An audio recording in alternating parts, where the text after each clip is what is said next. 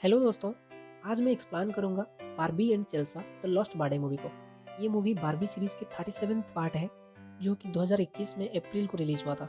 Movie के पहला scene में दिखाया जाता है बार्बी और उसकी पूरी फैमिली एक शिप पर थे। वो एक एडवेंचर ट्रिप पर गए हुए थे। पूरा फैमिली खुश था, पर बार्बी की सबसे छोटी बहन चेल्सी सबसे ज्यादा खुश था क्योंकि उसकी बर्थडे अगले ही दिन को था।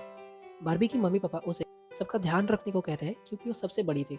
उसके बाद चारों बहन मिलकर शिप के अंदर एक अच्छी जगह ढूंढते हैं जैसे वो चेल्सी का बर्थडे मना पाए।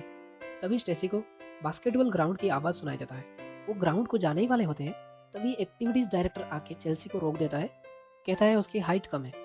तभी स्कीपर को एक डीजे क्लब मिलता है और उन्हें लगता है ये बर्थडे के लिए परफेक्ट है। लेकिन यहाँ पर भी एक्टिविटीज डायरेक्टर आ जाता है और चेल्सी को रोक देता है। और वो कहता है क्लब में tin and twin he entry कर सकते हैं। लेकिन चेल्सी का एज सिर्फ सिंगल डिजिट में था। यहाँ पर बार्बी एडी को थोड़ा मनाने की कोशिश करता है, लेकिन वो भाग जाता है। यहाँ पर बार्बी की मुलाकात होती है आर्लिन से, जो कि असिस्टेंट एक्टिविटीज डायरेक्टर होती है। आर्लिन बहुत अच्छी होती है और वो एक बढ़िया सा प्लेस दिखाती है जहाँ पर बहुत सारा पूल्स एंड वाटर स्लाइड्स होते हैं। इसको मूवी में लेजी रिवर बताया गया है। अब चारों बहन मिलकर मस्ती कर रहे होते हैं कि तभी पूल की वाटर लेवल अचानक बढ़ जाती है, जिसकी वजह से सब परेशान होते हैं। यहाँ पर एडी आकर सारा दोस्त चेल्सी को देता है और लेजी रिवर को भी बंद कर देता है। यहाँ पर सब थोड़ा दुखी होते हैं, पर तब भी चेल्सी थोड़ा खुश थी क्योंकि उसकी बर्थडे अगले ही दिन था। उसके बाद वो सोने को चले जाते हैं क्योंकि जल्दी उठकर बर्थडे भी मनाना था। लेकिन जब सुबह होती है तो सब हैरान हो जाते हैं क्योंकि उस दिन 11 तारीख था, पर चेल्सी की बर्थडे 10 तारीख को था और एक दिन गायब हो चुका था। फिर वो सबको पूछने की कोशिश करते हैं। पता चलता है उन्होंने इंटरनेशनल डेडलाइन को क्रॉस किया है, इसलिए एक दिन बढ़ गया। फिर चेल्सा बहुत ज़्यादा दुखी होती है, उठ के कहाँ पर चली जाती है। उसे सब ढूंढते हैं लेकिन वो कहीं नहीं मिलता। तभी एक टकिंग पैरट आता है और चेल्सी को एक जादुई जेम के बारे में बताता है जो उसकी सारी विश फुलफिल कर सकता था। फिर उस जेम को ढूंढने के लिए चेल्सी रेडी हो जाती है। उसके बाद वो दोनों मिलकर जंगल को चले जाते हैं जेम ढूंढने के लिए। और दूसरी तरफ तीनों बहन बहुत ही परेशान होते हैं चेल्सी के लिए। तभी आर्लिन उन्हें बताता है चेल्सी की तरह सोचने के लिए। तभी वो तीनों भी सोचते हैं जंगल को जाएंगे और चेल्सी को ढूंढेंगे। और यहाँ पर चेल्सी को एक रोने की आवाज़ सुनाई देती है और वो आवाज़ एक बेबी एलिफेंट की होती है जिसकी नाम केल्सी था। अभी चेल्सी उसे भी बताती है जेम के बारे में ताकि वो अपनी फैमिली से मिल सके, क्योंकि केल्सी अपनी फैमिली से दूर कहीं गुम हो गया था। तो फिर दोनों मिलकर साथ में आगे बढ़ते हैं। उसके बाद एक बड़ा सा सनफ्लावर उनसे बात करता है और एक रिडल देता है जिसको समझकर चेल्सी और केल्सी दोनों एक रिवर में आगे बढ़ते हैं। आगे उन दोनों को एक जिराफ मिलता है जो कि एक जाल में अटका हुआ था, जिसे खाने के लिए एक स्पाइडर भी आगे बढ़ रहा था।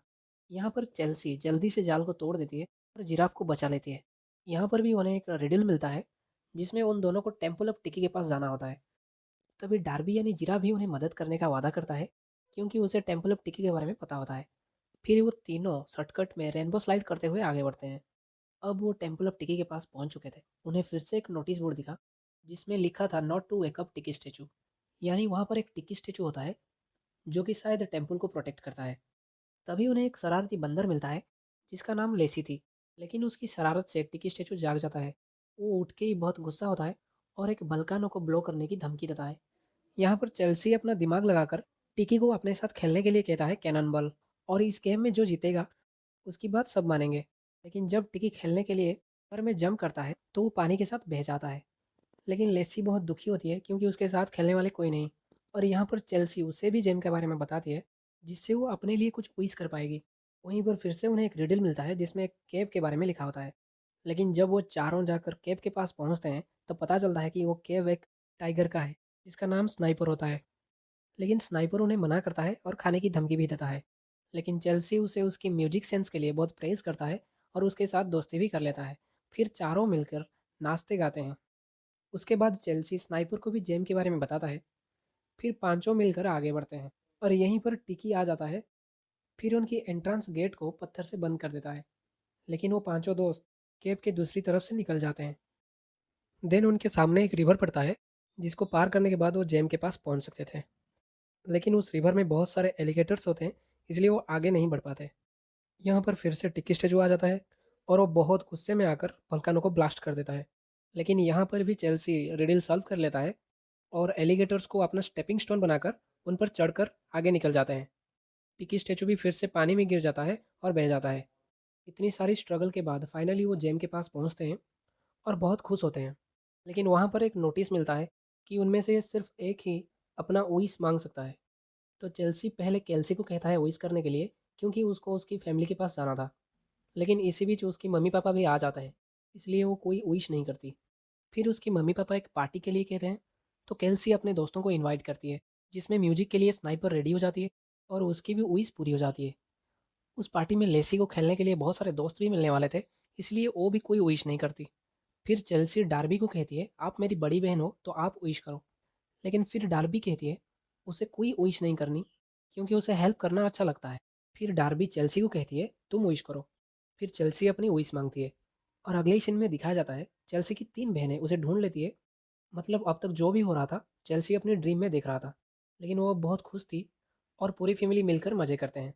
लेकिन तभी चेल्सी एक्टिविटीज़ डायरेक्टर को देख लेती है, जो कि उसकी डॉल चुराकर वेब कंट्रोल में भर रहा होता है। मतलब पहले जो हादसा हुआ था के पीछे भी एक्टिविटीज़ डायरेक्टर का हाथ था। सब बातें शिप की कैप्टन देख लेती है और एडी को ग्राउंड फ्लोर में भेज देती है। फिर आर्लिन यहाँ का न्यू एक्टिविटीज़ डायरेक्टर बन जाती है। सब बहुत खुश होते हैं और चेल्सी का बर्थडे भी मनाते हैं बहुत धूमधाम से। पर यहाँ पर चेल्सी कोई विश नहीं करती और यहाँ पर उसके चारों दोस्तों को भी दिखाया जाता है, जो कि एक्चुअल में डॉल थे। फिर सब मिलकर नाचते हैं, गाते हैं, बहुत सारे मस्ती करते हैं और यहीं पर मूवी की एंड हो जाती है। तो दोस्तों ये मूवी बहुत शानदार था, लेकिन आपको कैसा लगा कमेंट सेक्शन में ज़रूर बताना और ऐसे ही वीडियोज़ देखने के लिए हमारे चैनल को सब्सक्राइब कर लेना।